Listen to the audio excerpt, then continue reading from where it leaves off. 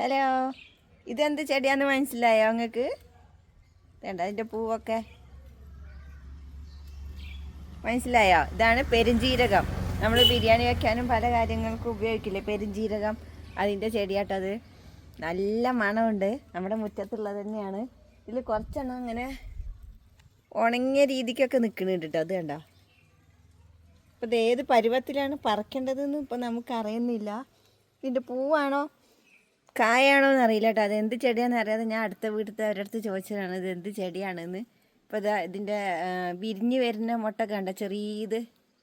ഇതിൻ്റെ ചെടി എന്ന് പറയണത് ഇങ്ങനെയാട്ടോ. ഇതുണ്ടോ, ഇത് കുറച്ച് പുഴങ്ങി കിടക്കുകയാണ് മോളിക്ക്. അപ്പം ആദ്യം ഇത് എന്ത് ചെടിയാണെന്നൊന്നും അറിയാതെ നമ്മളിങ്ങനെ വലിച്ച് പറിച്ച് കളയാൻ നിന്നാണ്. പിന്നെ നല്ല ഭംഗിയുള്ള തണ്ടും ഇലയൊക്കെ കണ്ടപ്പം നമ്മൾ പൂച്ചെടി ആയിരിക്കും എന്നൊക്കെ വിചാരിച്ചിട്ട് ഇങ്ങനെ നിന്നാണ്. പിന്നെയാണ് അപ്പുറത്തെ വീട്ടിലത്തെ അവരടുത്ത് ചോദിച്ചപ്പോൾ അവരിത് പെരുംജീരകമാണ്, നല്ലതാ, കുറച്ച് കഴിയുമ്പോൾ അത് റെഡിയാവും എന്നൊക്കെ പറഞ്ഞത്. കേട്ടോ, ഞാൻ കുറച്ച് മൂത്ത പോലെ പിന്നെ തോന്നിയത് ഇതാണ്. പക്ഷേ അതിൽ മാറാലയൊക്കെ വന്നിട്ടുണ്ട്. പിന്നെ കുറച്ച് വിരിയാൻ നിൽക്കുന്നത് ഇത്. പിന്നെ പറഞ്ഞാൽ മുളച്ച് വരുമ്പോഴത്തെ ഒന്ന് നേരത്തെ കാണിച്ചില്ലേ, ഇതാ മുളച്ച് വരികയല്ല, ഇങ്ങനെ കുഞ്ഞി പരുവം ഇതാ, അതാണ് ഇത്. അതിൻ്റെ വേറൊരു അതാ ഇത് കേട്ടാ. പിന്നെ കുറച്ചും കൂടി ആയതാണ് ഈ കാണുന്നത്.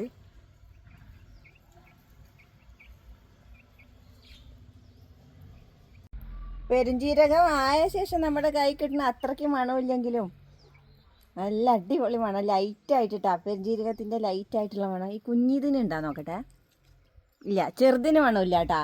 അതായത് ഇങ്ങനെ കുറച്ച് വിരിഞ്ഞതിൻ്റെ മണമുള്ളൂ, മറ്റേ അത്ര മണമില്ല.